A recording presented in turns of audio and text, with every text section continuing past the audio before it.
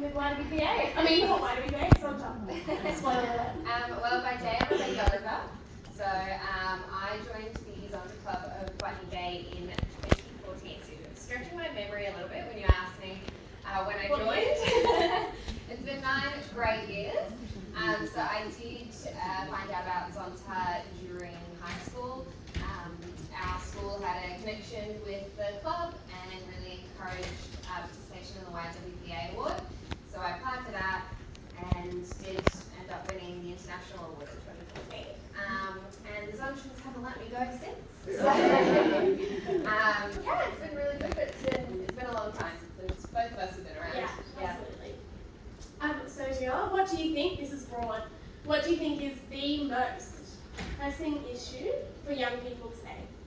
I think if you asked me this maybe like a couple months ago, my answer would have been different. But, and I think it's something that's been reflected right now, 2 minutes ago, in this economy, I think the pressure of money, finances, financial independence for women, young women looking forward to engaging in university and their careers, and trying to find a way to balance all the expenses of a young person's life is really important. What do you, for you, what's the most pressing issue? I agree. Cost of living at the moment is really high, particularly for young people who don't have full-time work. So if you are looking at engaging young women, particularly late high school, university, even post-university but not in full-time work, because finding a full-time job outside uni is very hard these days. Cost of living is definitely a big concern. Wholeheartedly. I feel like we're all feeling the pinch. That's not just young people, that's everyone. Yeah. I think as well, it's come up at previous sort of conferences and things, environmental issues I think are really important for young women, maybe even younger than us. We're not the youngest anymore. So I know that's something that our district has been trying to sort of elevate and improve on sort of environmental issues and work in that space. So I think that's something that would actually be very appealing to young people as well. Absolutely. So, Zonta clubs, we're all here. We all have a really, strong engagement for things such as YWPA or other award processes that recognise young women's achievement. Why do you think that these programs and processes are beneficial? I think they offer a lot. Like from the get-go, it's the first opportunity a young woman probably has in like application writing, which is obviously so important when we're then applying for a scholarship maybe at university. Even just applying for uni. Yeah, that's right. A lot of them require sort of statements and the whole application package. And then as well, like you have the different phases. I know different clubs sort of do YWPA a little bit differently. But if you're doing interviews or like a speech presentation night, and you're giving these opportunities for young women to share their voices, which I don't know about you, but I liked. And it's just a good experience. And then again, back to money, it's $5,000 for American for the winner of YWPA at the district and now international level. So it's tied together. I don't think we can sort of say strongly enough how impactful that is. You won that amount. Was that a little? I didn't. I was just your local gal, winning on the local level. Our club does give little. We got a little something. Yeah, absolutely. It's nice to be recognised. I think for me, the beauty of YWPA is having someone external from your school or your immediate community to look at you and say what you're doing is good. It's recognised. We think it's good. We want to back you. We want to support you. We want to give you a platform. I think having that as a 16, 17, 18-year-old girl is really important, and for me, gave me a lot of encouragement to continue on with things externally outside of my immediate kind of circles, my immediate school or church or community group. It made me have the courage to say, actually, I do want to be a part of this thing and I will dedicate my time to it. Yeah. I think as well, because we've both come through YWPA, we talk a lot about that, but the other awards are also so important in basically doing the same thing. The Young Indigenous Women of Achievement Award, I'm going to stretch my memory here, the other awards for STEM and business and so on. You know, it's all about encouraging and empowering women, and they are all at different sort of life stages, you know, whether they're in university or in their careers and so on. And they are also obviously acknowledging different achievements. So I think it's, yeah, important to consider them all as a whole, and to really, as clubs, be engaging in as many of those as possible, ideally all of them. Yeah, absolutely. So YWPA, other award processes, very beneficial to young women. Why do you think they might be beneficial for the clubs? For the clubs, I think it's so important that we bring in young women. We know that we have had to have discussions about membership, how to increase it, how to retain clubs that are maybe not growing in size or retaining members. The answer is young women. And also young women have so many skills to offer. We do say so ourselves. I mean, yeah, it's just, I think we've got so much potential that can be unlocked, and it's a mutually beneficial relationship. You know, the Zontans in our club have helped me a lot through the last 9 years, and I'm very appreciative of that, but I know that I have also given a lot to them that I see that they do value. You know, whether it comes through social media or just sort of engaging each other. I don't know about you, but if we get invited to something that I'm like, oh, it might be a little bit difficult to make it work, I'll send Dan a text message and be like, are you going to this? Yes, I am going. Okay, I'll go, I'll make it happen. Great, awesome. So, like, it's about that community connection. I think that's the case for all of us, regardless of our generation. But I think it's important to have a group of young women as well. Yeah, absolutely. I fully concur with that. Having, particularly at Botany Bay, that young women's professional committee. There's about 4 or 5 of us who are quite active in it. Even just to share frustrations around organising events, you know, working things out. We all work differently, but we all bring together a really unique set of skills. A couple of us function really, we do this immediately automatically. Some of us are a bit more, I need to think about it, but it's about finding a way for us to work together as a smaller group, and having a few of us, which I know is hard to achieve, but having a few of us makes that process a lot easier.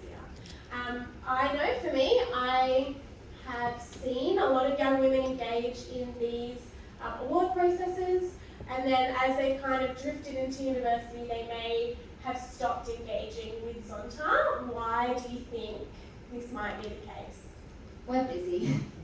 Between just being, you know, still a teenager for some young women, or in the early stages of your adult life, you have so many competing priorities. And that's not to say that everybody else isn't busy as well, but the capacity to give a set amount of time on a regular basis is quite different. You know, whether we were at university, I have classes late. I was going to the University of Wollongong, so, you know, just travelling to and from took up a lot of time. I couldn't make it back to a meeting on time. So there's that. There's also just, I guess, we get burnt out. Our young generation, like, we do everything because we sort of have the technology to be able to do everything. In that our work or our social lives don't just end once we leave a physical place or something. So I think the flexibility is what is needed, and I think our club did that really well. What do you think? Absolutely. So I can only speak from my experience in Botany Bay, but I know that they had changed their expectations for the young professional members compared to what they had of their other professional members, including things like not having a high expectation for attendance at meetings, particularly late at night. I still play sport a couple of times a week. A couple of our other young professionals coach sport, play sport, are still at uni, are still working. And when university is 9 to 5, you're picking up that job 5 till 10 or 5 till 11. So having that flexibility and allowing your young professionals to meet you where they are at, rather than having a really high expectation for them, can really change your engagement level with them. And I think also our club is really good at sending us an email. Here, I'd really like this thing to be done. Me, oh yeah, I need to do that thing. 10 days later, I've done that thing, and they went A-OK. You know, having that flexibility not necessarily having it on a time frame that's really strict was really helpful as well. I think the communication is really key there too. If I have forgotten to do something that you emailed me, I will definitely get a text message a week later, and I will do that because it's in text. Absolutely. So sometimes, communicate. yeah, so sometimes it's just getting through the right way to the right person. And as well, there have been so many times where I haven't been able to engage as much, and I've sort of withdrawn. And then someone in the club will just send me an email and check in. How are you going? How's this work? How's your family? And it reminds me, oh, that's right, I love this community, let me jump back in. Yeah. So I think it's very motivating to have the communication that's not just about, hey, I need you to do this, can you do that? You know, what are you contributing? It's about those relationships as well. Absolutely, building rapport is why we're all here, absolutely. We've spoken a little bit about value and money this morning. This is a question I'm really springing on Daniela. When we talk about our club and we talk about for young people how to keep them engaged, unfortunately young people do have a kind of transactional attitude, which can sometimes mean that we are looking for value for our membership. What do you think? How do you think that might play out? Yeah, I think we can't get complicit in our young members.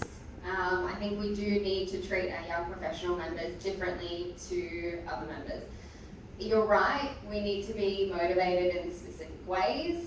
And so you do need to offer something back to your young professional members to retain them. For me, like I've mentioned, it's the community aspect and the relationships that definitely have brought me back when I've been right on the edge.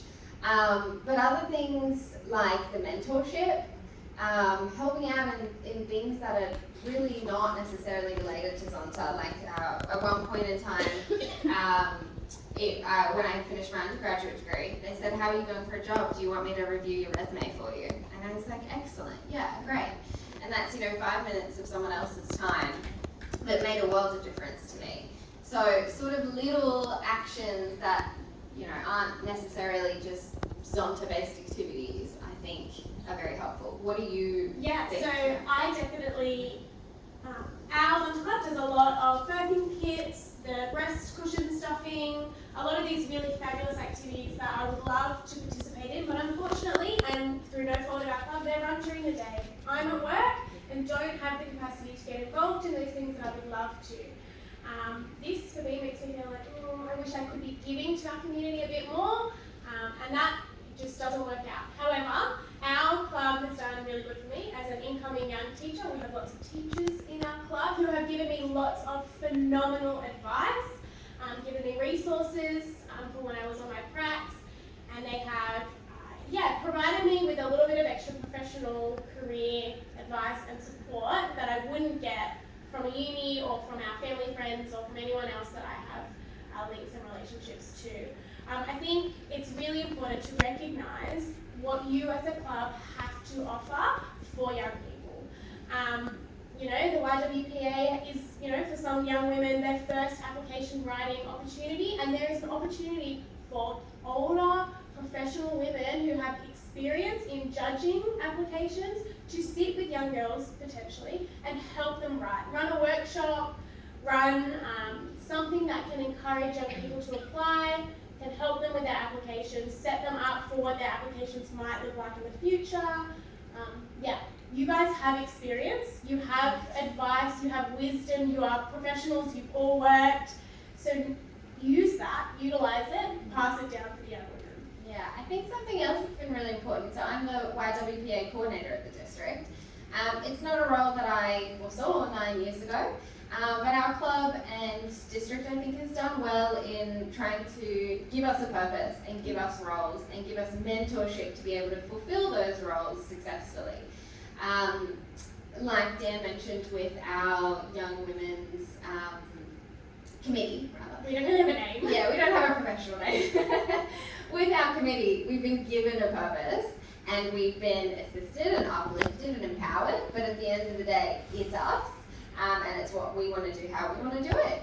And so we work towards that because that's a thing of our own. It's not just falling into place. We were given a purpose, and I think that's really impactful. Absolutely. Thank you. Well, that's our kind of formal podcast. Informal, not formal. But we're happy to go to audience for questions if anyone has any for a couple minutes. I'll run down.